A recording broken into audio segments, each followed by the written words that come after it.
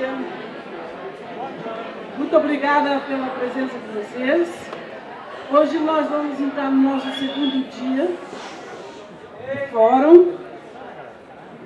Queria aproveitar mais uma vez e agradecer aos nossos colegas da produção, muito obrigada, aos nossos colegas da pedagogia, aos nossos colegas da extensão, pela realização desses fóruns.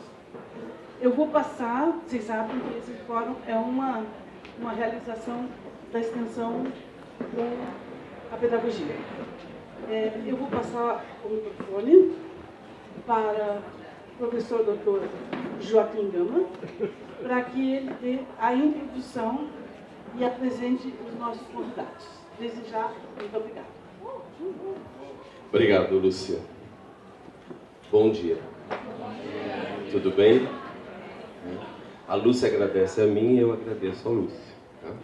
E a gente vai reafirmar isso muitas vezes essa semana, para exatamente vocês perceberem que o trabalho que vocês têm, coletivo, né, colaborativo na sala de ensaio, também acontece fora da sala de ensaio. Né? O tempo todo, né, todos os espaços da escola ali, né, estão conversando e pensando em ações que vão ocorrer na sala de aula, que vão ocorrer em espaços como esse, em territórios organizados dessa natureza. Tá? Ontem eu fiz muitos agradecimentos, mas eu não fiz um agradecimento especial a vocês, né? Muito especial, né? Depois até eu e a Marici ficamos conversando sobre isso, mas foi muito especial vê-los aqui inteiros, né? Atentos com todas as questões que começaram a ser levantadas ontem pelo nosso convidado Marcelo, né? Eu acho que o Marcelo trouxe para nós uma série de dados. Eu, pelo menos, saí daqui bastante alarmado, né? E bastante preocupado, inclusive, com a responsabilidade em trazer essa questão para o teatro e trabalhar com essa questão no teatro. Mas eu queria chamar a atenção de que todos esses convidados que estão conosco aqui, né? Eles têm essa tarefa, como eu disse ontem, de nos provocar, de nos aquecer, de nos colocar em aproximação com o tema do refugiado, mas eles não têm a tarefa que cabe a nós, que é a tarefa artística, né, de transformar todo esse material em cena. E para a gente transformar todo esse material em cena, não basta nós anotarmos todos os dados, não basta nós ficarmos no campo do informativo. É preciso que a gente faça um salto para o campo do simbólico, né? Então, eu me lembro que ontem, cada vez que o Marcelo trazia algumas coisas, imagens iam surgindo na minha cabeça, né? Então, são exatamente essas imagens, essas produções simbólicas, esses significados que nós vamos dar para cada uma dessas informações, para cada experiência dos convidados que estão aqui, que terão um valor e um sentido maior, porque afinal nós estamos trabalhando com arte, né? E com teatro, e esse é o nosso material básico de trabalho, né? É exatamente a questão da imaginação, do sentido simbólico que isso pode assumir. Por que eu estou falando isso? E vocês ouvirão muitas vezes no seu semestre. Nós estamos trabalhando com o módulo narrativo, né? E às vezes a gente acha que só o discurso em si já é capaz de produzir, né, e dar sentido teatral ao material. Então nós precisamos ir além. E este salto, né, será dado exatamente por nós, a partir de todas essas ações, a partir dos contatos que nós teremos com os refugiados e a partir do trabalho que vai ocorrer na sala de ensaio, na sala de experimento, na relação com as outras áreas. Tá certo? Sem muitas delongas, mas chamando sempre a atenção para nós disso, tá? Eu quero apresentar aqui os nossos convidados de hoje, tá? E vou começar pela Mariana. Vou precisar ler, porque a minha memória não é tão boa assim, tá? Então, a Maria É importante dizer que a mesa que nós temos hoje, com 3 convidados, né, cada um deles vai trazer a sua experiência com relação ao refugiado, seja a partir de uma ação, né, institucional, de formação intercultural, como é o caso da Mariana, seja o caso do Fedo, que é haitiano e que passa por essa questão e convive com essa questão, né? E seja o caso do José Fernando, como artista que tem trabalhado com essa temática e tem levado isso para a cena, né? Então a gente tem essa multiplicidade de olhares sobre essa questão. A Mariana Barros é mestre em Relações Internacionais pela Unesp, trabalhou e estudou na França, Estados Unidos e Guiné Equatorial. Ela foi a primeira embaixadora da plataforma virtual para expatriados, né? É conferencista em importantes universidades e instituições como a Unesp, a GV. Há 3 anos coordena treinamentos interculturais para imigrantes e refugiados que chegam ao Brasil e é presidente do projeto CIETAP aqui no Brasil. Tá certo?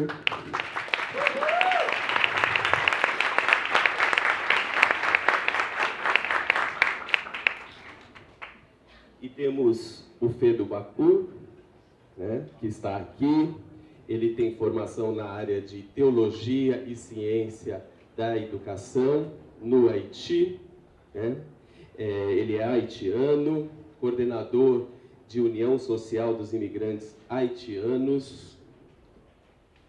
Eu estou fazendo um resumo dos currículos porque eles são bastante extensos, tá certo? Mas só para que vocês possam se situar um pouquinho com os nossos convidados, né? E também tem atuado como diretor pedagógico e professor de História. Então, obrigado desde já, Pedro, pela sua presença.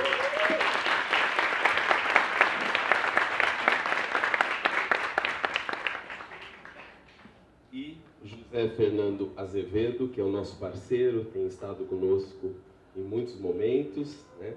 É doutor em Filosofia, com tese sobre o teatro de Brecht, professor de Teorias do Teatro e História do Teatro Brasileiro na Escola de Arte Dramática, está ligado à diretoria da Escola de Arte Dramática, né?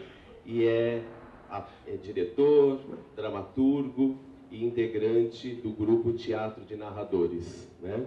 E hoje o José Fernando também doou para nós, para a biblioteca, né, este volume que tem sido publicado e produzido pelo grupo, que chama Caderno 8 de Ensaios Teatro de Narradores, que fala exatamente sobre a experiência do projeto que eles fizeram e que tem uma ligação com o tema que nós estamos trabalhando.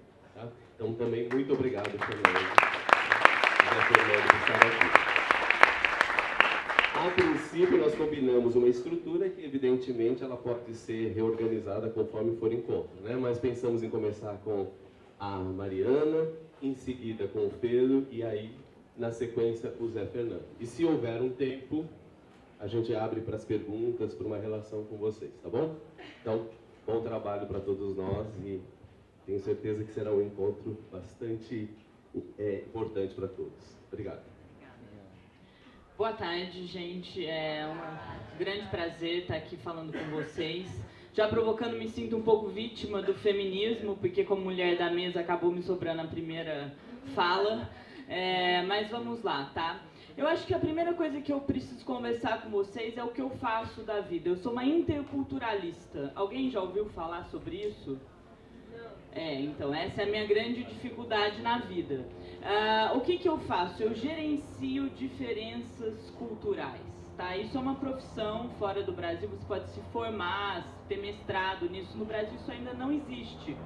Mas, por exemplo, um executivo francês vem trabalhar no Brasil, eu ajudo esse executivo a se adaptar à nossa cultura. Um brasileiro vai trabalhar na China, eu ajudo esse brasileiro a se adaptar na China. Tanto a dimensão psicológica, familiar, quanto a dimensão trabalho-performance, tá? Isso é o que um interculturalista faz na vida. Então, a gente trabalha para desenvolver o que a gente chama de global mindset, né? Mentalidade global em pessoas que, de alguma maneira, atuam com o mundo internacional. No Brasil, como eu disse, não existe formação na área, então eu venho da área de relações internacionais. mas desde o segundo ano de faculdade eu atuo com isso que a gente chama de treinamento intercultural. Então eu tenho uma empresa, no meu dia a dia eu sou uma consultora, eu ganho meu dinheiro fazendo treinamento para executivos. Há 3 anos e meio, 4 anos, a gente foi convidado pela Missão Paz, e aí a gente, agora eu estou falando no nome de uma ONG, que é a CIETAR, Society for Intercultural Education, Training and Research. Como ninguém sabe muito o que a gente faz no mundo, então a gente se une nessa ONG que chama CIETAR para tentar divulgar o nosso trabalho. Essa ONG ela existe em vários países do mundo e eu sou a atual presidente do capítulo Brasil, tá? Então há 3 anos e meio a Missão Paz, eu acho que vocês ouviram falar da Missão Paz ontem. Missão Paz é uma igreja que tem aqui no Glicério, que tem o costume, eu acho que ela é a principal instituição de acolhimento de imigrantes e refugiados no Brasil. Eles vão estar aqui amanhã. Perfeito. O Padre Paulo vai explicar um pouquinho mais sobre a Missão Paz para vocês. Enfim, a Missão Paz nos procurou porque eles estavam tendo alguns problemas no comportamento dos imigrantes, problemas de comportamento com os imigrantes refugiados, e eles perguntaram se a gente podia ajudar. E a gente ofereceu a nossa ajuda. Nossa ajuda é que a gente criou um treinamento específico para imigrante refugiado chegando no Brasil. A primeira ajuda, na verdade, é que na própria Missão Paz você não tem pessoas que falem o idioma do imigrante do refugiado, que na comunidade brasileira é principalmente o francês, porque a gente recebe 80% de haitianos, mais uns 10% de África subsaariana, e agora tem começado uma imigração angolana, tá? Mas na sua grande maioria eles são francófonos, então a Missão Paz precisava de pessoal que falasse francês com eles. Foi aí que o nosso grupo se uniu. Em geral nós somos uma associação de concorrentes, mas nesse momento específico a gente se uniu para oferecer esse trabalho voluntário para a Missão Paz. Então essa é a grande lição como grupo, é a grande lição da CIETAR Brasil, capítulo Brasil para o mundo. Olha, a gente se uniu mesmo como concorrência para atuar voluntariamente. Aí falando um pouco de imigração no Brasil. Gente, a gente é nada perto do que acontece no mundo, tá? Os números brasileiros são muito pequenos. A gente recebe aí 50, 60 mil haitianos nos últimos 4 anos. A Europa está recebendo 1 milhão de pessoas por ano. Então, em termos numéricos, sabe aquela história, o Brasil é o país da imigração? Existe um número global que vai falar de mão de obra imigrante nos países contemporâneos, ok? Então, quantos % da população daquele país é imigrante? População americana gira em torno de 10%. População alemã gira em torno de 12%. População francesa gira em torno de 6%. E no Brasil? Alguma ideia de qual é a população de mão de obra imigrante no Brasil contemporâneo? 0,3. Tá? Então, acho que uma coisa que eu quero provocar, e eu volto a isso em outros momentos, é um mito falar que o Brasil é o país da imigração, que o Brasil é o país da diversidade. A gente tem muita dificuldade de lidar com essa tal da diversidade, a gente volta para isso. Ok, treinamentos, então nós somos uma associação que nessa causa é imigrante refugiado. Imigrante refugiado. Refugiado, gente, é quem está numa situação de risco de vida, tá? Imigrante é aquele que se muda para procurar melhor condição econômica. Como isso se dá legalmente depende do país que recebe, não é da pessoa que está se mudando. Então, por exemplo, no Brasil, a grande população é de imigrante, porque eles são haitianos, saíram de uma situação difícil, mas o governo brasileiro concedeu um visto especial para eles. Então, eles não são refugiados, por mais que eles tenham um perfil que pudesse ser considerado de refugiado. Nigeriano, congolês, África subsaariana toda, é tudo refugiado. Haitiano e sírio é imigrante, por uma questão legal do Brasil. Se você for na França, outras nacionalidades vão ser consideradas imigrantes e refugiados. Então vocês vão ter que pensar um pouquinho nessa distinção. Se a gente pensa em refugiado, eu acho que a gente está falando de 10 mil no Brasil. Se a gente fala de imigrante, a gente está falando de acima de 70 mil.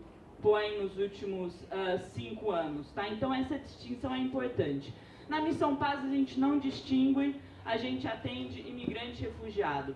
Eu não falo pela Missão Paz, eu sou apenas uma ONG que tem uma parceria com a Missão Paz de entregar treinamentos para eles todas as quartas-feiras, por 2 a 3 horas, em até 3 idiomas. Essa foi a parceria que a CETAR fechou com a Missão Paz e a gente vem atendendo essas pessoas há mais de 3 anos. No último ano a gente só faltou a 2 treinamentos e a gente conseguiu atender aí 2.000 imigrantes e refugiados. O grande objetivo do treinamento, no dia seguinte ao treinamento eles têm uma entrevista com empresas. Então a gente tenta fazer com que essa entrevista seja mais bem sucedida, porque o objetivo de qualquer imigrante refugiado, o primeiro objetivo é encontrar trabalho, tá? Então a gente tenta auxiliar nessa conexão dele com o empregador. Bom, a CETAR tem um lema, é um lema global que a gente diz que um inimigo é aquele cuja história você ainda não escutou. E a CETAR é uma ONG que trabalha pela eliminação de todo tipo de preconceito. Por que o imigrante refugiado? Obviamente porque é o estrangeiro que é a nossa questão mais cara. Então hoje esse projeto do treinamento ele cresceu, tá? Ele deixou de ser só o treinamento. Então hoje a gente diz que a CETAR atua desenvolvendo sensibilidade cultural no contexto do imigrante e do refugiado. Por quê? Porque a gente faz treinamentos e workshops para os imigrantes e refugiados, a gente faz treinamentos e workshops para pessoas que querem trabalhar com imigrante e refugiado. Então, o que é isso? Eu sou uma assistente social, começou a chegar imigrante e refugiado no posto onde eu trabalho, eu não sei muito lidar com as questões deles, já vou apresentar um primeiro choque cultural. Sim, existem culturas em que é comum que o marido bata na mulher, e aí ele chega numa assistente social brasileira, a assistente social brasileira fala, é Maria da Penha. E aí a gente tem que explicar que tem um contexto cultural muito maior e que a mulher provavelmente não vai voltar lá se a opção que for dada for que ela denuncie o marido. Só um exemplo para vocês entenderem como a gente atuaria nesse âmbito da questão social. A gente atua também com todo tipo de público que trabalha com imigrante e refugiado. Então, ONGs como o Migraflix, não sei se vocês já ouviram falar, que é uma ONG que faz bastante trabalho com imigrante e refugiado, a gente sempre oferece esse know-how que é a interculturalidade. O que mais que a gente faz? A gente faz grupos de escuta. Porque, passado um tempo que a gente estava dando treinamento para os imigrantes e refugiados, a gente começou no momento que era muita gente, a gente fazia treinamento para 200, 300 pessoas no auditório, a gente entendeu que existiam erros graves de comunicação e que era muito difícil a gente conseguir falar para eles coisas que realmente fossem importantes para eles. Tá? Mesmo nós, interculturalistas, a gente partiu de uma apresentação pré-formada, e aí no convívio com eles a gente foi entendendo que o primeiro grande problema, na verdade, são raros os que realmente falam francês. Tá? E como todo fluxo de imigração e refúgio, no primeiro ano vem aquelas pessoas que tiveram uma educação formal mais privilegiada. E depois a gente começa a receber fluxos de pessoas que têm uma condição financeira bem menos privilegiada e que não tiveram necessariamente acesso ao idioma do colonizador, no caso francês. Então, assim, o primeiro grande problema é a comunicação. A grande maioria entende creole. E ninguém fala, e aí são, né, creole do haitiano, mas aí tem das outras nacionalidades. Então, assim, comunicação, primeiro grande problema. E depois tentar entender verdadeiramente quais eram as questões que eles tinham dificuldades no Brasil, que não passasse só pela questão do trabalho, tá? Porque isso é um foco muito forte neles, é muito difícil você conseguir conversar sobre algum outro tema que não seja o trabalho. Então a gente abriu o que a gente chama de grupo de escuta. Todas as quartas-feiras agora a gente vai lá, pelo menos em dupla, e a gente fica escutando o que eles têm para falar para a gente, tá? O terceiro braço do nosso trabalho, que são as dinâmicas e vivências. Então, por exemplo, existe um jogo que é um jogo que foi feito pela Caritas França, que é um jogo de tabuleiro, como vocês podem ver aí, no qual cada pessoa você tem de 4 a 8 jogadores por tabuleiro. Os tabuleiros são os 4 continentes do globo. E você se senta naquela mesa e você tem que assumir um dos personagens do jogo. E esse personagem é um imigrante ou um refugiado. E você vai fazer o caminho que ele fez na vida dele. É um jogo feito a partir de experiências reais, tá? Então você é lá um mexicano que está tentando entrar nos Estados Unidos. Você assume esse personagem, que para vocês é fácil, para a gente que está lá fora mais complicado. Você assume esse personagem e você passa por essa vivência. Então é um jogo de empatia mesmo, a experiência do imigrante refugiado. Hoje a Cietar, ela proporciona que as pessoas vivenciem esse jogo nos mais diversos ambientes. Por exemplo, o Miss convidou a gente fica lá à tarde jogando com as pessoas. A gente não gosta de chamar de jogo, porque jogo dá uma impressão que alguém vai ser campeão no final e que tem algum tipo de divertimento. Não é, tá? É uma experiência pesada, muitas pessoas não chegam no final da experiência e muitas pessoas desistem de voluntariar pra gente quando elas vivem essa experiência, porque elas sentem que elas não vão ter condições de lidar com a questão da imigração e do refúgio.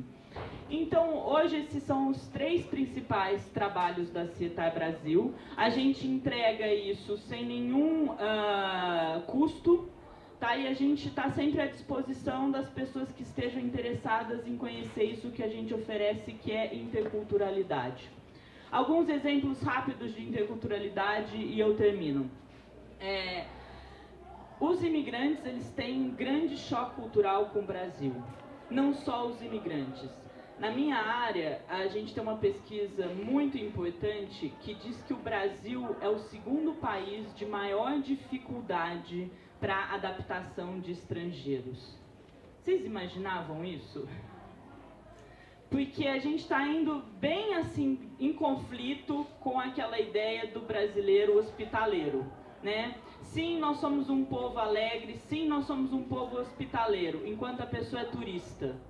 No momento que a pessoa tem que trabalhar, conseguir resultado, performar, colocar comida em casa, o Brasil vira um lugar bastante inóspito. A gente só perde para a China, tá? Então, estou provocando... E o terceiro é a Índia. Então, a gente é mais difícil que a Índia, porque na Índia eles falam inglês, a gente não. Então, a comunicação vira um problema maior. Esse é o primeiro grande desafio do imigrante refugiado que chega no Brasil. Porque, assim como dentro do próprio Brasil, a gente vende uma imagem de um Brasil que não é o Brasil que a gente entrega. Tá? E aí ele chega no Brasil com essa expectativa de ser integrado na sociedade, de ser acolhido, principalmente os haitianos. Houve promessas para eles de como seria a vinda deles para o Brasil, e quando eles chegam aqui, eles dão com a cara na porta. Então esse é o primeiro grande problema. O Brasil que a gente vende não é o Brasil que a gente entrega. E isso, para aquele executivo que está vindo com casa, comida, um salário alto, e para o imigrante que também tem que enfrentar os desafios do dia a dia de conseguir um trabalho no Brasil. Segundo desafio, informalidade brasileira. Acreditem ou não, a maioria das culturas que eu trabalho, inclusive o haitiano, o congolês, enfim, o togolês, eles têm uma estrutura profissional muito mais formal do que a nossa. Porque eles tiveram esse verniz de colonização europeia, então eles entendem o trabalho com uma seriedade muito diferente do que o brasileiro entende. Então um dos momentos mais difíceis no treinamento é que eu tenho 2 horas com eles, eu tenho que ensiná-los a rir, a sorrir. Porque é através, em geral, de um sorriso que o brasileiro consegue a empatia do cara que vai contratá-los. E isso é um grande choque cultural, porque no Brasil a gente começa sorrindo e depois vê o que acontece, né? Aprendi com os haitianos. Isso é hipocrisia. Não estou dizendo que eles estão corretos, essa é a leitura que eles fazem da gente, porque a gente não deve sair sorrindo para pessoas com as quais a gente não tem intimidade.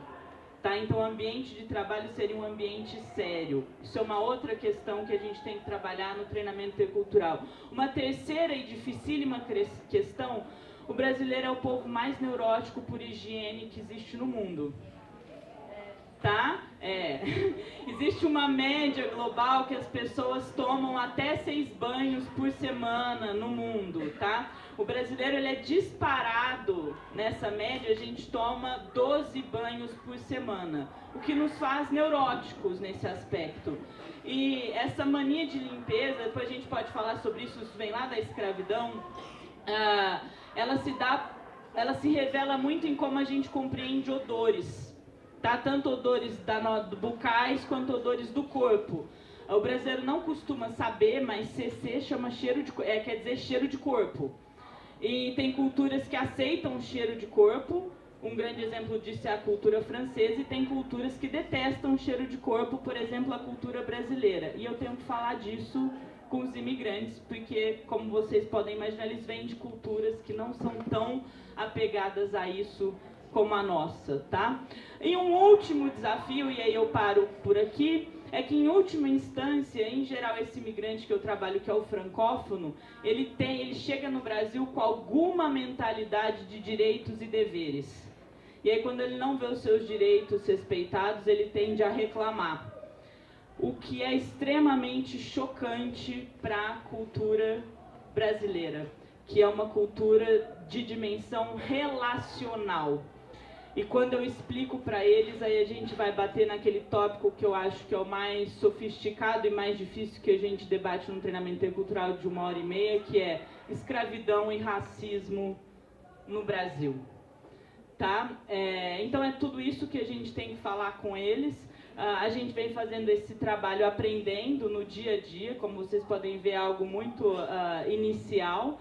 E estou aqui à disposição depois para ouvir perguntas de vocês. Obrigada.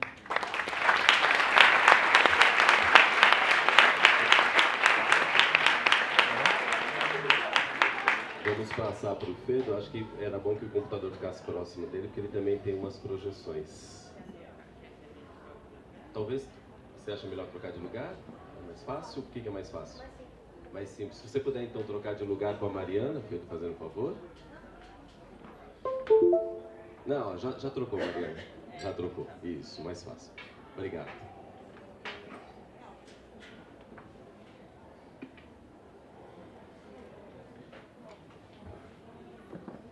Boa tarde. Boa tarde. Sou o Fedo, sou do Haiti.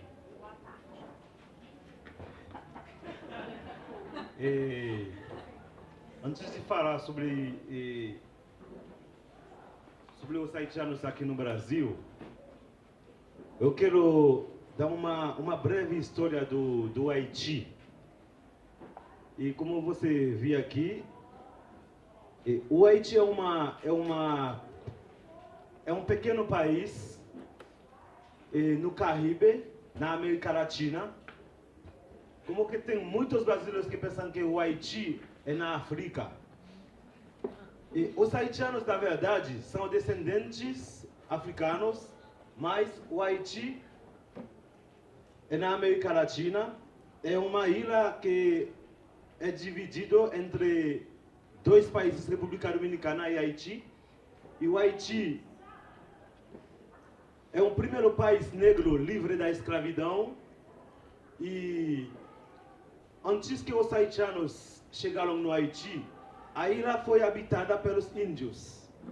Tive quase 1 milhão de índios morando lá. Quando o Christopher Columbus chegou na América, o primeiro país que entrou foi no Haiti, uma montanha que se chama Mont Saint-Nicolas. E quando entrou lá, que viu que o país é fértil, o país é muito bom, ele voltou e chegou com umas tropas lá, e os primeiros escravos que estavam na ilha foram os índios. Mas quando eles chegaram, eles maltrataram muito os índios, e os índios rebelou e mataram eles, e uns 100 anos depois, eles foram para a África e chegou em 1503 com o primeiro grupo de africanos. Desde então começou a escravidão com os negros. Mas aconteceu que em 1791 tive um homem chamado Toussaint Louverture. Ele viu como os espanhóis, os franceses estavam maltratando os africanos. Eles criaram a língua que se chama crioulo. E quando criou esse crioulo, essa língua foi ensinada só à noite, quando os mestres estão dormindo e todos os escravos estão na rua para aprender. E isso deu um fruto tão grande. Aconteceu, o Haiti foi livre em 1804, foi proclamado independente, o primeiro país livre da escravidão. Mas para essa escravidão, até hoje, o Haiti está pagando um preço que não deveria pagar. Em 1915,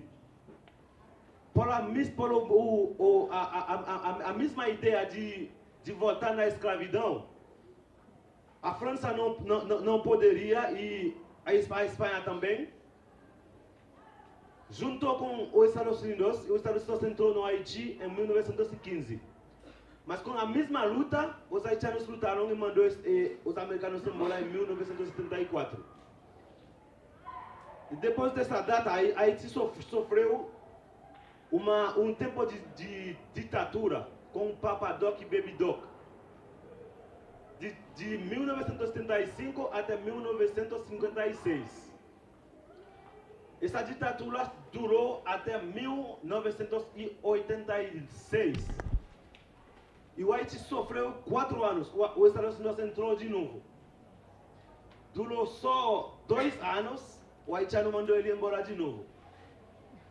Mas o Haiti lutou e fez a primeira eleição em 1990. Foi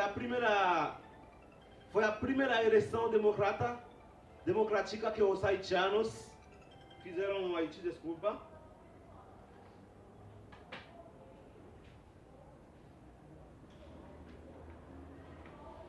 Mesmo assim, os Estados Unidos não queria que o Haiti cresceu.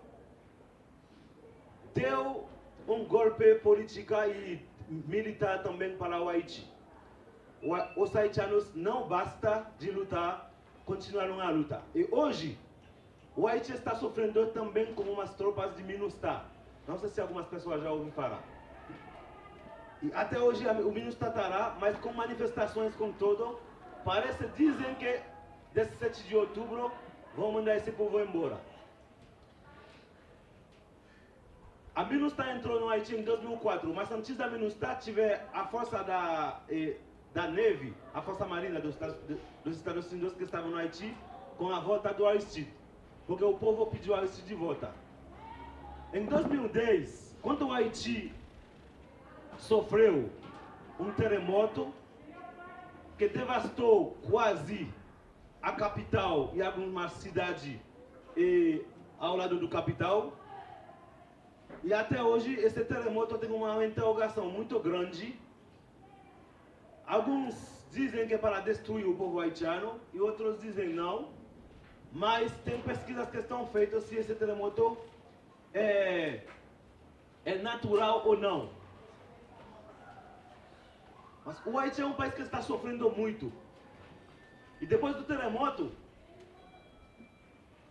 com o pacto do Brasil e Estados Unidos para ocupar posse nas Nações Unidas,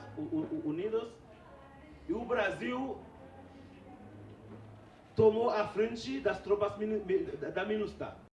E aconteceu que desse terremoto, os haitianos eles abriram portas para que os haitianos saíram do país. E o Brasil é um país que recebeu, como eu posso dizer, a maioria dos fluxos dos imigrantes, dos haitianos que estão saindo do Haiti. No fim de 2016, a Polícia Federal registrou quase 83 mil haitianos aqui. Tive uma saída também para os Estados Unidos, ficou até 56 mil. essas pessoas, ou esses haitianos, na entrada do Acre, essas pessoas foram recebidas como refugiados. Mas, na verdade, o pacto não foi assim. E quanto que a Polícia Federal tiver um pedido muito alto, e também os problemas aqui dos haitianos que não eram enquadrados como refugiados, começaram a sofrer de todos os tipos de preconceitos racistas, racismo, desculpa, e xenofobia. Os haitianos que conseguiram visto pela embaixada do Brasil lá no Haiti, no Equador, foi enquadrado como um visto de permanente humanitária. Mas quando chegamos aqui, como a companheira Mariana falou, a gente recebeu um choque cultural que foi que era muito duro para a gente. Choque social, educação e tudo. O primeiro choque que nós recebemos aqui é a propaganda que a gente recebeu lá no Haiti. Quando chegamos aqui, que a gente viu que é totalmente diferente. É uma propaganda totalmente falsa, porque o Brasil que nós ouvimos é outro Brasil que a gente está vivendo aqui, entendeu? E historicamente e socialmente, o estudo que nós fizemos no Haiti, porque na geografia geral, Haiti estudou que o Brasil é o segundo país negro do mundo. Perdeu só para a Nigéria. Mas quando eu cheguei aqui, quando eu principalmente eu cheguei aqui, eu comecei a pesquisar porque eu sou historiador. Eu fui na USP, na PUC, na Faculdade Metodista, todas as faculdades. E como que eu estou percebendo aqui também, nessa plateia. O segundo país negro, mas os negros são totalmente excluídos. Em qualquer lugar que a gente se apresenta, o Brasil é um país branco. E até os negros que estão aqui, eles não aceitaram de ser negro. Por causa do racismo que eles estão sofrendo aqui.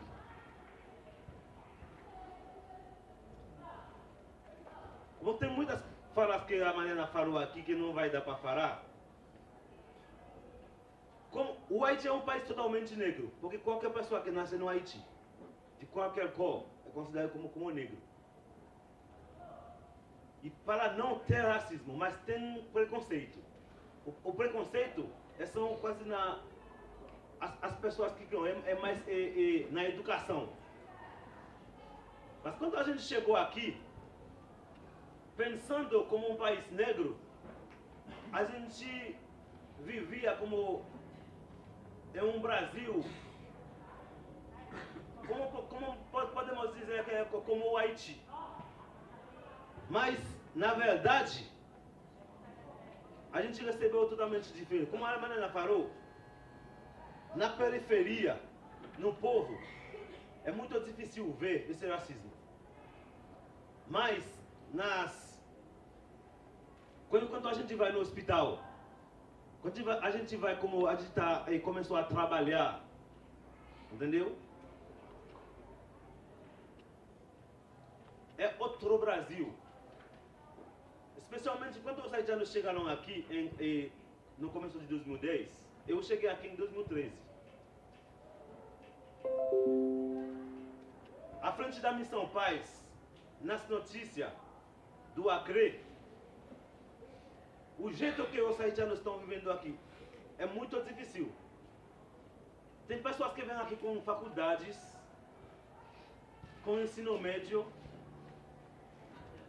tem médicos, advogados todos, Quando chegaram aqui, porque o que a gente recebeu aqui, uma pessoa que tem uma faculdade vai trabalhar na sua área. Eu principalmente tenho 2 faculdades, eu falo 7 línguas, entendeu? Mas quando eu cheguei aqui, eu pensei que eu posso mais ou menos trabalhar como professor, entendeu? Eu pensei que eu poderia trabalhar como professor. Obrigado, senhor. Mas até a Missão Paz me ajudou muito. Mas infelizmente, quando eu vi que é muito difícil, eu tive que entrar como ajudante de pedreiro. A primeira vez na minha vida. Eu que era professor lá no Haiti. Na obra, eu já vi médicos chorando. Até pessoas que... Até engenheiro na obra, aqui no Brasil, estão trabalhando como ajudantes de pedreiro. E culturalmente são 2 culturas diferentes. E quando a gente começou a entrar no... Por favor. Como a gente começou a entrar, a gente deixou de trabalhar como na construção. A gente começamos a criar espaços para nós mesmos e a gente começa a buscar outras entidades para ver se podemos especialmente dar... A gente começou a buscar ver se os haitianos podem entrar no desenvolvimento brasileiro, na sociedade, entendeu? E criar mesmo espaços.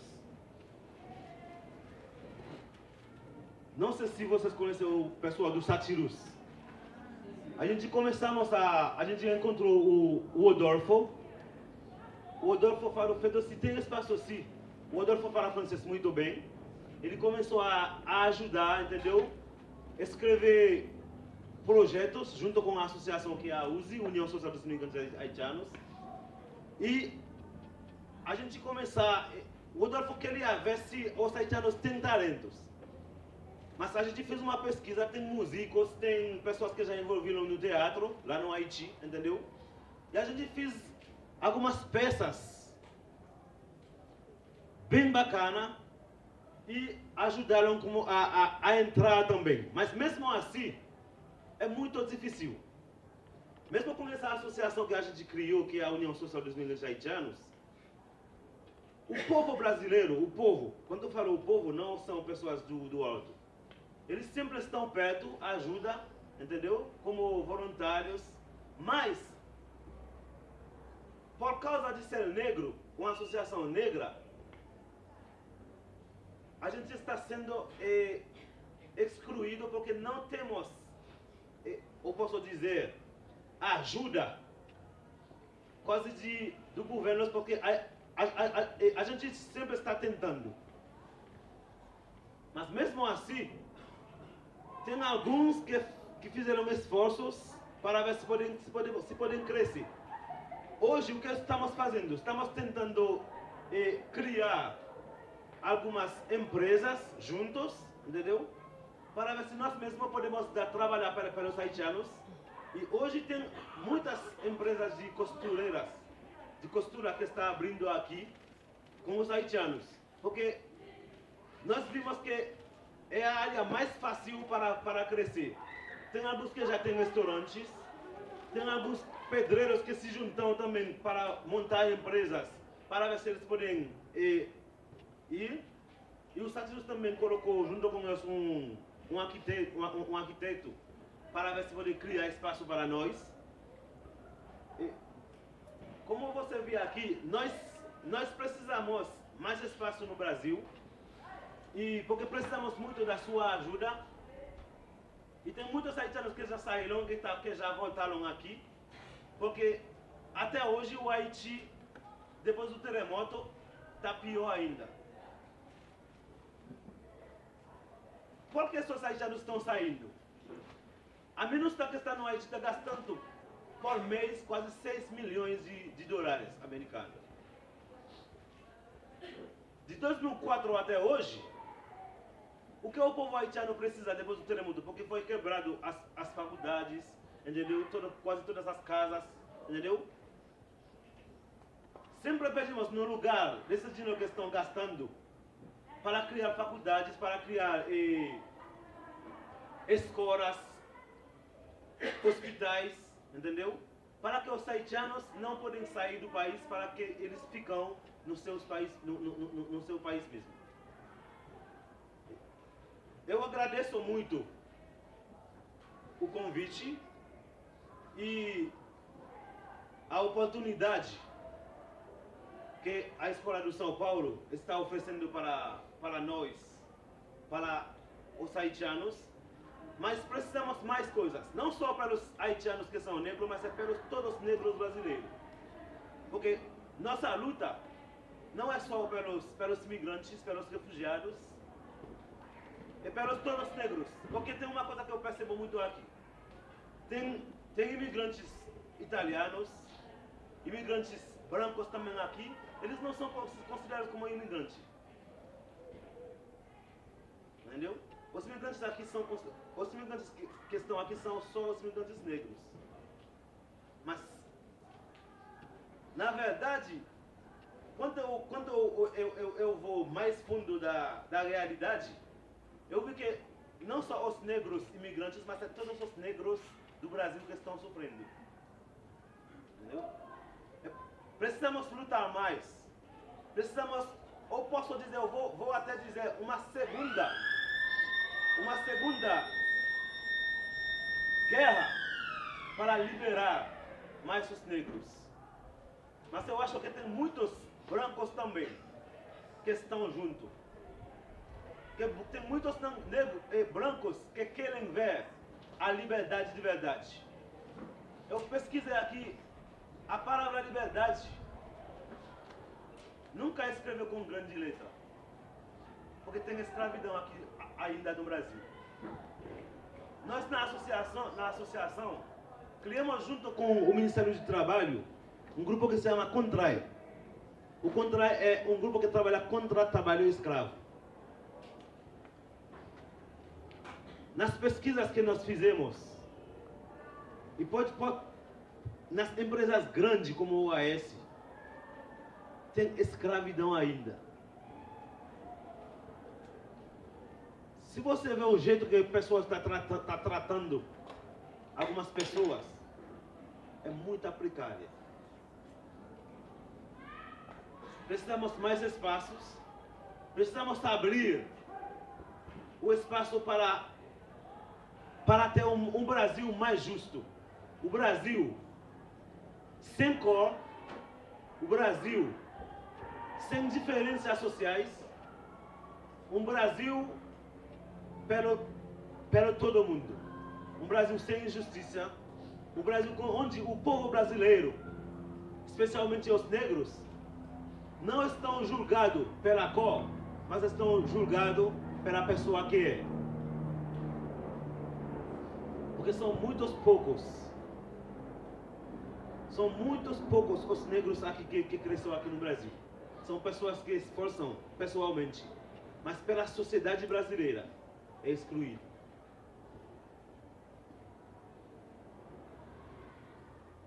Na escola do teatro, em qualquer lugar que for. Se o Brasil é o segundo país negro do mundo de verdade, as coisas deveriam ser, posso dizer, 50%, 50-50. Nas faculdades, na rua, nos hospitais, onde o negro é tratado como o branco, onde todo mundo tem 50% de direito. Lá no Haiti, meu direito chega até 50%. O outro 50% é seu. Mas quando o branco e o negro são igual. Mas tem pessoas que vão perguntar, não tem branco no Haiti? Tem. Mas a sociedade é negra. Precisamos de um Brasil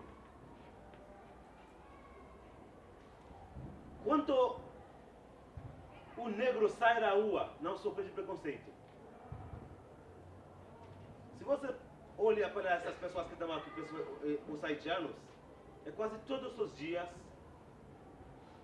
tem pessoas que estão sofrendo de preconceito e de racismo. Eu, principalmente, quase todos os dias. Mas eu vou lutar mais porque eu tenho duas filhas que nasceram aqui. Elas são brasileiras. Para que elas não sejam tratadas pela cor, mas não, para que elas sejam tratadas pela pessoa que é. Juntos fazemos a diferença. A luta não é só nossa, não é só sua. É todos nós juntos. Vou agradecer de novo pela essa oportunidade. E precisamos que os brasileiros ouvem mais o sofrimento como os imigrantes estão sofrendo aqui, especialmente os haitianos, os africanos, que escolheram o Brasil para viver como um país negro. E queremos ver o Brasil, não é um Brasil que está caindo como o jeito que está caindo aqui. O Brasil onde todo mundo se sente bem, na rua, na casa, em qualquer lugar que for. Muito obrigado.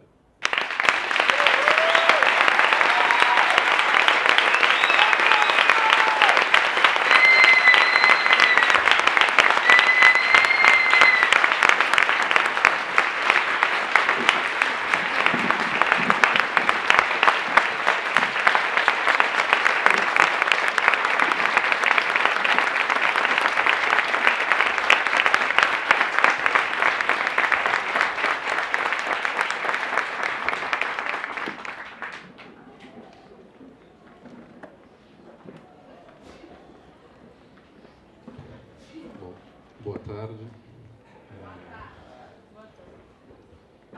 Acho que o Pedro tocou na questão central, né? Acho que, depois da fala dele,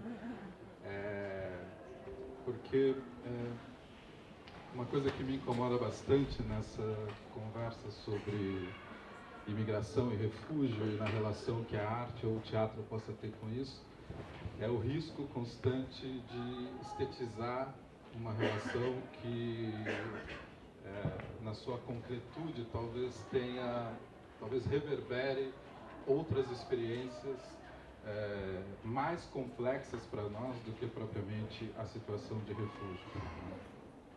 Eu digo isso porque eu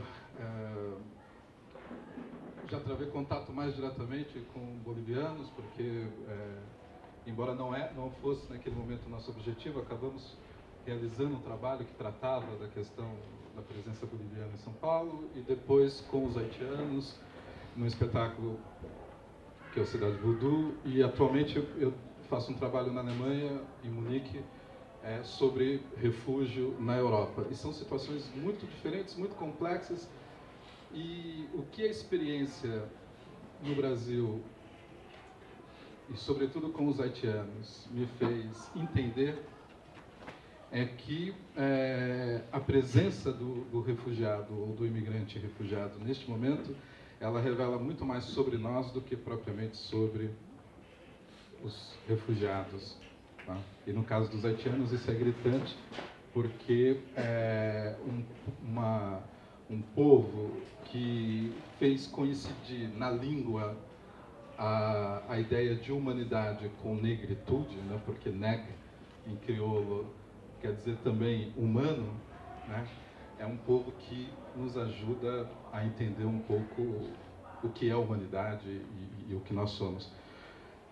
Mas o que eu queria, na verdade, dizer, porque o tempo é curto, então não vou falar exatamente sobre o nosso processo na Cidade Voodoo. A gente vai ter uma experiência com a dramaturgia, então vou poder falar disso lá. Eu queria, na verdade, trazer uma inquietação que resulta dessas experiências todas e que tem a ver com o que o Fedo falou, né? Vocês sabem, o Brasil tem o comando da MINUSTAH, que são as forças de intervenção no Haiti. Esse comando foi pleiteado pelo Brasil como laboratório, primeiro exercício de comando, no momento em que o Brasil pleiteava um assento no Conselho de Segurança da ONU. E a experiência da MINUSTAH no Haiti foi o laboratório para as UPPs no Rio de Janeiro. Então, eles testaram no Haiti o que eles executam, em todos os sentidos dessa palavra, no Brasil. E, atualmente, eu fiquei sabendo num debate recente, o Brasil, o comandante das Forças Armadas da MINUSTAH, atualmente está no Congo exportando tecnologia. E eles estão realizando no Congo o que realizaram no Haiti e no Brasil. Então, o Brasil é a vanguarda e de certo modo, está empenhado nesse trabalho, né? Por outro lado, a experiência com os haitianos e essa experiência atual na Alemanha me faz entender uma coisa que eu entendo por experiência própria, porque eu sou negro, tive que explicar para os haitianos num certo momento que era negro, porque era mulato, enfim, né? Então, eu sou negro, porque eles são incontornavelmente negros, que é uma presença, e isso veio muito claro para mim, sobretudo depois que alguns haitianos foram baleados, bala de festim, mas baleados no pátio da Missão Paz em 2015, né? Por um carro que passava gritando: pretos, saiam do país, estão roubando nossos empregos e nossas mulheres. Pensamento bastante brasileiro, né? Que é a realidade de um inconsciente escravocrata, que determina as relações de sociabilidade no nosso país, né? Porque, se a gente vai à definição do que seja um refugiado é aquele que está em movimento por problemas de raça, problemas de religião, problemas de opinião política, não é? Me parece que, sem forçar muito, a situação de refúgio é uma situação que a gente pode verificar na experiência cotidiana do Brasil e de muitos brasileiros. Porque o que acontece nesse momento é que a razão neoliberal colocou em movimento uma parte da humanidade e está dizendo que uma outra parte da humanidade não pode se mover. E o que está em disputa nesse momento no mundo são formas de circulação e ocupação do mundo. E me parece que a realidade desse problema é algo que a gente encontra muito vivamente no Brasil, porque o que se está disputando e se discutindo neste momento no mundo é o que é humano e o que não é humano. E aquilo que não é humano, de certo modo, é lançado a uma espécie de periferia do mundo. É uma espécie de periferização programada do mundo, né? E essa periferização programada do mundo é a realidade de uma cidade como São Paulo, né? Existem corpos decretados periféricos. Existem presenças interditadas. Existe, numa cidade como São Paulo, circular é um problema político. Quem circula e quem não circula, e como circula numa cidade como São Paulo, os espaços que se pode ocupar, a depender da sua presença, não é? Determina se você está ou não está numa situação de refúgio. Então, é bem provável que, do ponto de vista da existência entre um garoto negro do Capão Redondo e um haitiano, as diferenças sejam muito mínimas no que diz respeito às possibilidades de ação no mundo, não é? Então, essa experiência com os refugiados aqui e também lá na Europa me faz generalizar essa ideia de refúgio para além da possível estetização que a gente possa fazer ao fazer, como eu fiz, uma peça em crioulo sobre haitianos, com haitianos em cena, né? Ela é uma experiência concreta. Há um teórico brasileiro que atua na Universidade de Nova York, chamado André Lepec, que escreve sobre dança e sobre performance, e há algum tempo, a partir de uma conceituação de um filósofo que é o Rancière, sobre política e polícia, né? A polícia como a política como controle e a política propriamente dita como invenção e formas de invenção, de intervenção, ele cunhou dois conceitos que me interessam muito, que são o conceito de coreopolítica e o conceito de coreopolícia. No fundo, esses dois conceitos descrevem formas de circulação no mundo, né? Coreopolícia é toda forma de circulação que resulta controle. Andar de ônibus na cidade de São Paulo, por exemplo, não é? É uma forma de controle. O Estado sabe, e o capital sabe, que uma parte da população passa 2 horas de manhã no ônibus, 2 horas à tarde no ônibus. No final do ano, ela passou 30 dias dentro de um ônibus. Isso é uma forma de controle, né? Coreopolítica é aquilo que a gente é capaz de inventar outras formas de circulação e de intervenção na cidade. Então, quando um movimento social consegue escapar da polícia porque se move de outra maneira na cidade, isso é coreopolítica, né? E me parece que o que está em jogo nesse momento no mundo são formas de invenção de outras coreopolíticas. Porque um barco ou uma canoa no Mediterrâneo é uma forma de controle, é coreopolícia, não é? As pessoas andando de um lado para o outro num trilho de trem na Itália ou em Munique é coreopolícia, não é? A pessoa sendo desembarcada em São Paulo por um governo, como aconteceu com os haitianos em 2014, do Acre para São Paulo, isso é coreopolícia. Então me parece que o que está em jogo para nós que fazemos teatro nesse momento, numa sociedade em que esse inconsciente escravocrata determina o que são corpos e o que são relações, é quais são as alianças de imaginação que nós somos capazes de fazer nesse momento. Porque me parece que a arte ainda tem a ver com isso, não é? Aliança de imaginação. Eu, embora tenha uma... Como é que eu posso dizer isso? Eu tenho embora seja do tipo cuecão, comunista, moda antiga, enfim, né? Eu compreendo que o teatro é só teatro. E numa sociedade como o Brasil, o teatro como arte pública tem o tamanho da vida pública nesse país. Num dia como hoje, nós estamos aqui e que se discute o que se está discutindo no Congresso e que, ao mesmo tempo, direita e esquerda fingem que estão discutindo, porque no fundo estão planejando o que vai acontecer em 2018.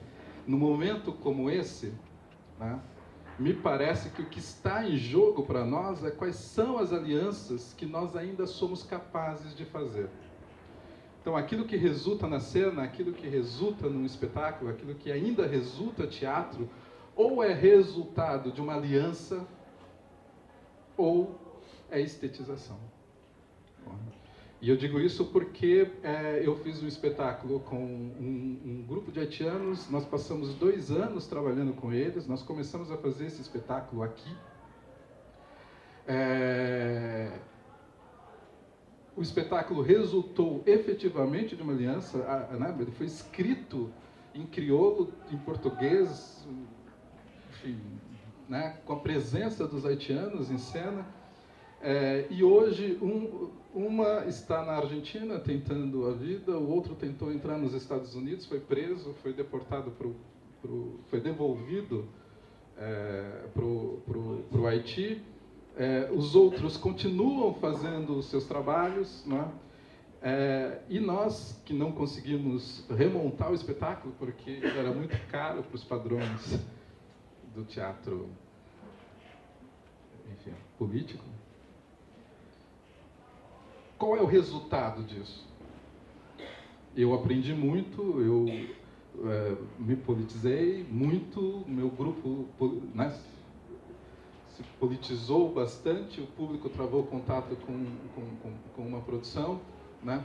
Mas, em alguma medida, a vida continua, e a vida é o problema. Portanto, embora eu ache bonito e produtivo isso que ele escreveu, que o Sátiros faz, enfim, há uma instância nisso tudo que talvez nós estejamos estilizando essa experiência.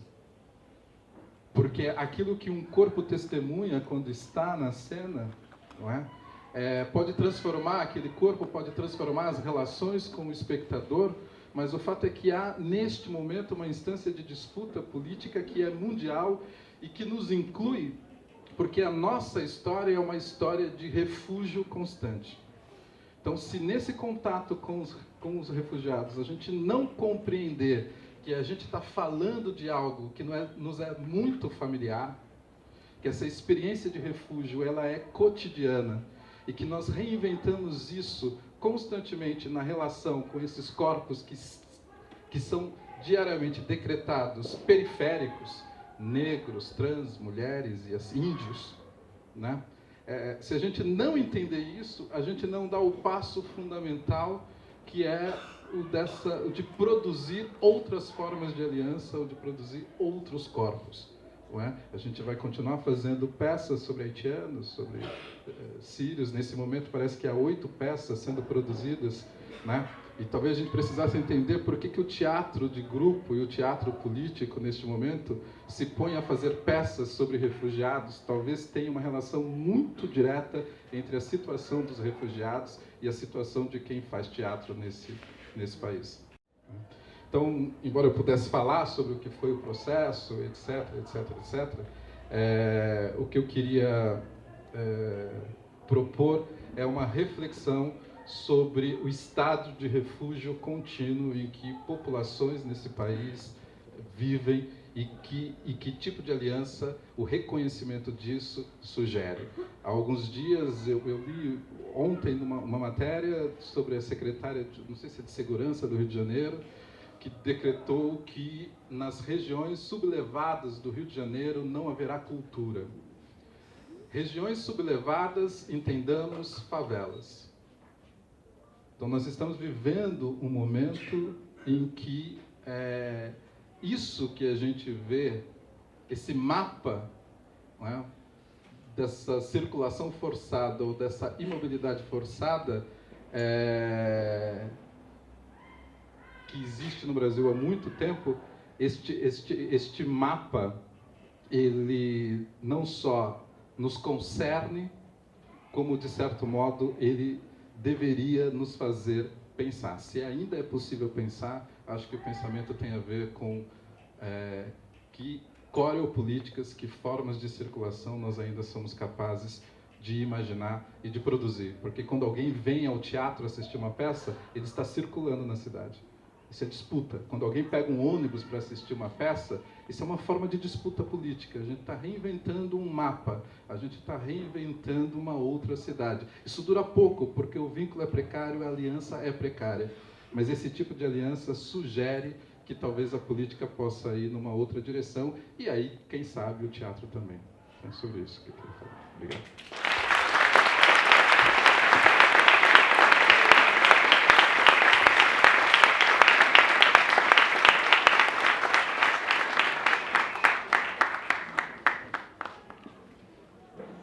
Nós ainda temos um tempo para algumas questões, né? Temos aí 15 minutos para que a gente possa nos aproximar, para que possamos nos aproximar mais aqui dos nossos convidados, tá certo?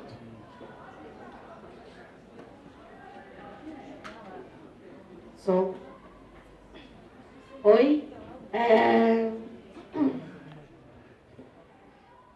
Não é bem uma pergunta, Não é bem uma pergunta, é só uma provocação. Chegou o momento que a gente tem tecnologia, a gente tem internet, então nosso diploma não é mais queimado, nossas histórias não são mais apagadas através de livros, né? Papel não queima, a gente tem internet para comprovar o que a gente faz, então isso não é apagado. E está chegando esse momento onde a gente consegue comprovar sim que a gente também tem capacidade intelectual para certas tarefas e certas atividades. E eu vejo que muita gente é brecada de exercer essa tarefa intelectual, que é como ele falou. Lá fora ele tem 2 faculdades, chegou aqui e não está conseguindo exercer isso. Eu não posso falar que eu tenho uma faculdade e falar de mim, mas eu tenho muitos amigos que também estão nessa situação de ter que ficar provando o que sabem. O que vocês 3 têm para falar pra gente que está aqui estudando, né? Para um dia ripar bastante e conseguir fazer alguma coisa, porque a gente só tem 20 anos, a gente ainda não tem idade de vocês, a experiência de vida. O que vocês têm para falar para fortalecer esse pensamento que ficou, de ter que provar que eu sei para estar lá fazendo? Porque vocês também tiveram que fazer isso, acredito eu.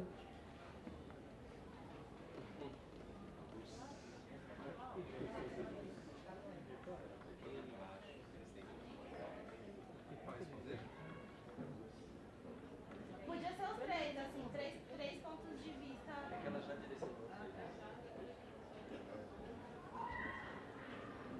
Eu vou responder muito... Mentira, não sei se eu vou responder pra mim. Mas eu... É que eu não pergunta em direito também. Não, a questão não é essa. Embora seja um professor na Universidade de São Paulo, etc, venho do Campo Limpo, sou preto, gay, etc. Então eu poderia falar muita coisa sobre isso. Mas o que me interessa, na verdade, é como organizar a ira. Para mim, este é o ponto.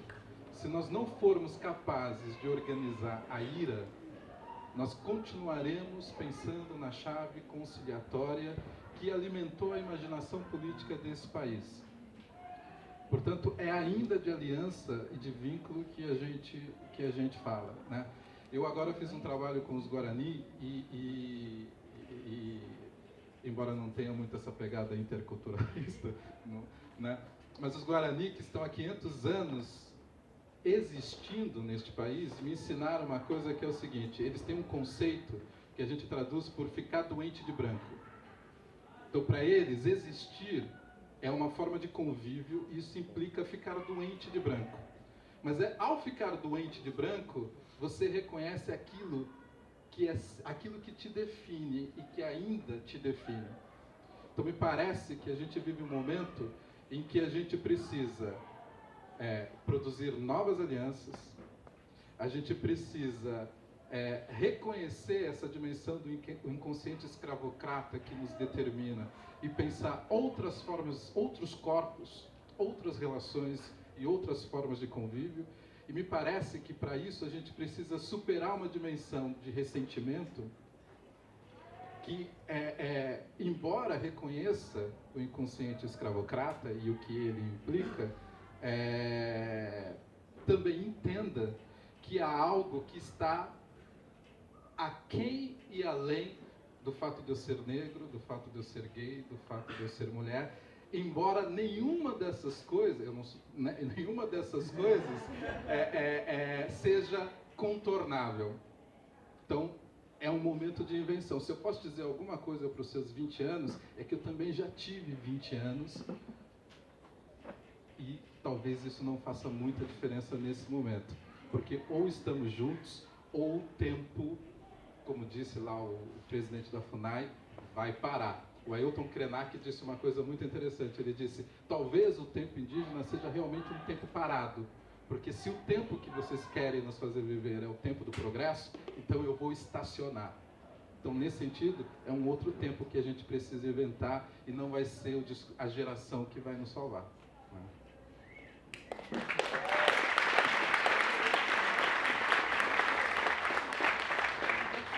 Uau! Eu tinha esquecido de falar que essa pergunta ela veio de ontem já. Então não consegui entender. Que existe um abalo psicológico, existe a falta de rede de relacionamento e existe a barreira cultural para o jovem periférico, né? E aí você tem que ficar tentando se reposicionar no mundo. E aí era em cima disso, acrescentando a Vamos lá, ver se eu continuo aqui, tá? Eu acho que o que foi colocado mostra muito, e talvez esse seja o grande desafio quando eu estou conversando com os imigrantes, é que quando eu conto da realidade brasileira, eles param e falam assim, mas como é que vocês deixam isso existir desse jeito? Desde o fato que eles falam, eu não conhecia o racismo até mudar para o Brasil, porque onde eu estava todo mundo era preto e pronto. Ou assim, nossa, já que é isso que você está me contando, porque eles reclamam tanto do trabalho, da dificuldade de achar trabalho, depois que eles acham do tanto que eles ganham no trabalho, que eu vou e mostro para eles a pirâmide de renda do brasileiro. Aí quando eles veem que o brasileiro ganha, eles falam assim, nossa, mas como é que vocês vivem nesse país? Eu falo, então... Aí entra naquela que eu acho que o professor falou, que eu acho que o grande ganho de você conviver com outras culturas é você aprender sobre a sua própria cultura.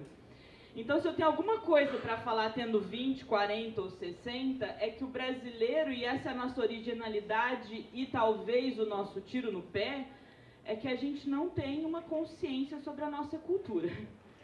Tá? Isso é positivo porque isso faz da gente bastante. Isso é muito original, tá? Tem pouco povo no mundo que sabe tão pouco sobre si mesmo quanto a gente. De alguma maneira a gente não trouxe para a consciência a formação, por isso que a gente mantém. Que é isso? No fundo é isso que eu explico para o imigrante refugiado. Cara, você caiu no país mais escravocrata do mundo. Entendeu? A gente abre as portas, mas não quer dizer que a gente tenha nada muito além disso para te oferecer. E ao mesmo tempo tem que convencê-los a não fazer revolução, porque se eles fizerem revolução, eles vão quebrar a cara, porque eles são 50 mil versus 200 milhões de inconscientes. Então, isso eu aprendi, eu tive a oportunidade de morar na França quando jovem, voltei para o Brasil querendo fazer revolução. O que aconteceu? Eu perdi todos os amigos, porque ninguém estava interessado mesmo nessa consciência. Mas assim, só para ver se eu não sai muito da lógica, a Globo estava tendo problema com a minissérie dela, a última lá, das 11 da noite, e ela fez esses grupos de pesquisa. O que está acontecendo, né, que o pessoal não assiste a minissérie? Aí descobriram que é porque o brasileiro não sabe o que é ditadura.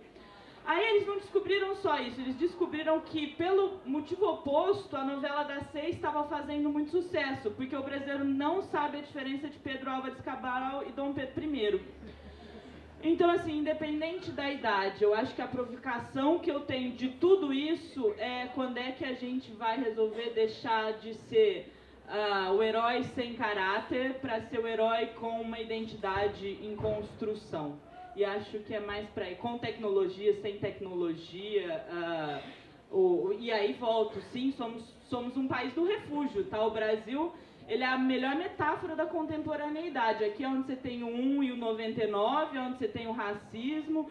É a situação caótica. E a nossa originalidade é que a gente vive com isso e não reclama. E aí eu tenho que ensinar para eles como não reclamar, porque senão eles vão ser expulsos do Brasil.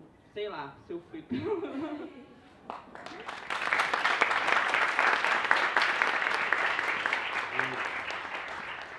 Eu acho que o professor Zé e a Maria já respondeu, só que nós haitianos e os brasileiros são duas realidades diferentes, entendeu? E como o Zé já respondeu, a idade não é o que faz diferença, é você principalmente. Você tem que superar você mesmo para superar a barreira que tem aqui no Brasil, entendeu? Como a Mariana falou, quando eu cheguei aqui, pensei que eu ia atuar como professor. Mas não deu, eu entrei na construção civil. E para começar. Mas hoje, depois porque não queria ficar na construção civil, eu criei a associação. Mas depois da associação, vi que não dá para... Agora, eu estou abrindo duas empresas. Uma que é coisa da costura, a outra que é uma escola de língua. Entendeu? Isso sou eu. Mas o que eu aprendi na escola quando eu trabalhava no Haiti? Eu sou meu pai, eu sou minha mãe, eu dependo de mim mesmo para crescer.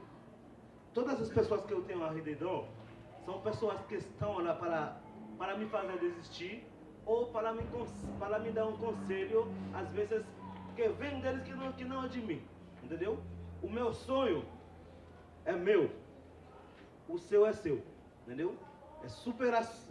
você vai superar você mesmo e depois você vai ver como igual a todo mundo, entendeu? E coisa de periferia, tudo isso aqui, racismo, xenofobia, você vai sofrer. Os brancos também sofrem de preconceito, de xenofobia, de racismo, entendeu?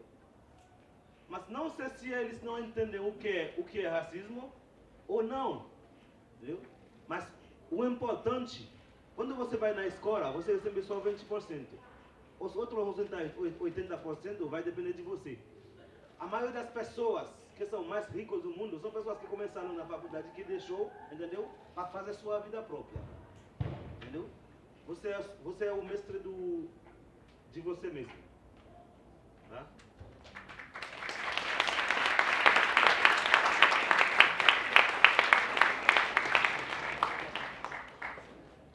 Boa tarde. Eu gostaria de saber mais na questão política. As pessoas refugiadas, no caso, quando elas vêm para o Brasil, no caso em si, como que é feito a parte legislativa referente a essas pessoas? O que a lei cobre elas? O que a lei protege elas? Porque assim, elas estão num país, uma cultura diferente, elas têm outra cultura, e o que o Brasil, dentro da legislação, faz por essas pessoas para proteger isso, para que elas não sejam aí, como que eu posso dizer, exploradas e abusadas perante a sociedade brasileira, que já é bem ignorante, e referente à cultura, como é que vocês trabalham com eles essa questão da cultura deles, que é diferente, de repente, um país, um Senegal, uma Costa do Marfim ou outros países que vêm para cá, que tem culturas diferentes, referente à homofobia, referente à xenofobia, referente ao feminismo, e países que não têm esse tipo de cultura também chegam aqui, e assim, é um país que também está em uma transição referente a essa coisa, e como que vocês colocam isso para eles? Como que eles têm que se comportar, e eu gostaria de saber também como que nós, brasileiros, perante a eles, o que nós podemos fazer, entendeu, para estar melhorando a situação deles perante a sociedade.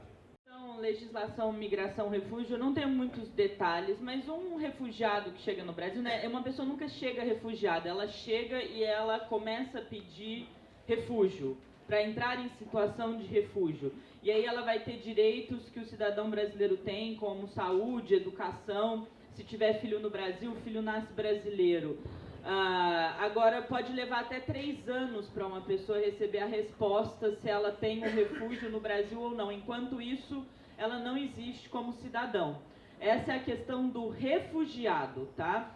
O imigrante, aí tem imigrantes diversos, como os bolivianos, os italianos, mas a imigração atual, que é essa imigração haitiana e síria principalmente, eles chegam e rapidamente eles conseguem documentação por conta desse visto humanitário. Então, em questão de 1 semana, se ele for ágil, ele vai conseguir o RNE dele, que é a carteira de identidade de estrangeiro, ou pelo menos o protocolo, e eles já viram um cidadão, em 1 semana ele já tem carteira de trabalho, tá? E ele pode viver como cidadão brasileiro. Então essa é a diferença de imigração e refúgio. Refúgio você tem que pedir asilo político, e aí depende dos advogados concederem ou não esse asilo para você. Então você pode viver essa situação de não ter uma nacionalidade aí por uns 3 anos. Primeiro ponto. Segundo ponto, eu acho que você falou de maus tratos ou deles serem explorados. Aí a gente volta na questão que o professor trabalhou. O que eu mostro para eles é que eles vão sofrer tantos maus tratos ou serem tão explorados quanto os brasileiros, mas que para eles a questão da carteira de trabalho acaba sendo mais importante. Porque o brasileiro ele conta com a própria família. Então, se um brasileiro tem um trabalho informal e ele some, a família vai buscar. Se é um imigrante, um refugiado, essa pessoa pode ficar sumida. E sim, na Missão Paz já encontraram vezes de pessoas trabalhando em situação escrava. Mas isso não acontece só com o imigrante e refugiado, isso acontece com o brasileiro. Então eu volto o problema para o Brasil. Terceira questão, que a gente pode fazer por eles? Eu acho que é abrir a nossa cabeça, nos aproximarmos deles. O brasileiro, ele é bem caipira, assim, a gente não fala, ele fala 7 idiomas, porque normalmente a questão de povos que falam dialetos, aí foram colonizados, então eles têm uma facilidade muito grande de aprendizado de idiomas. A gente, incrivelmente, fala português de norte a sul, de leste a oeste, então a gente não tem muito uma predisposição para ir ao encontro do estrangeiro. Isso independe de qual estrangeiro. O estrangeiro negro, mais difícil ainda. Então a gente teria que realmente se abrir mais para essa população e buscar conhecer mais essa população. Acho que foi isso. Então é isso aí.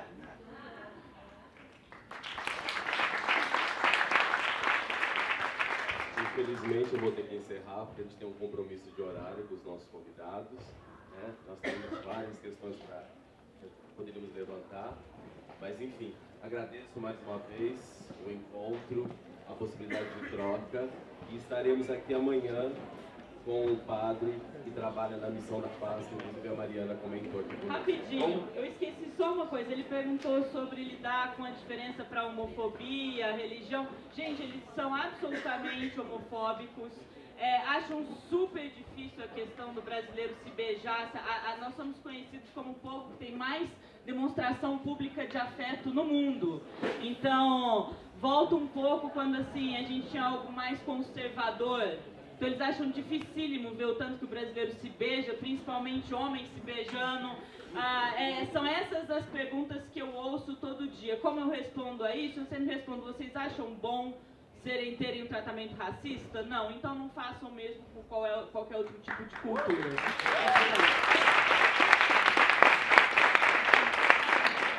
Só mais um recado, amanhã o pessoal do módulo amarelo, após a mesa de discussão, vai permanecer aqui na tenda, porque nós temos o primeiro encontro com o pessoal de teatro de grupo que compõe lá os nossos artistas pedagogas.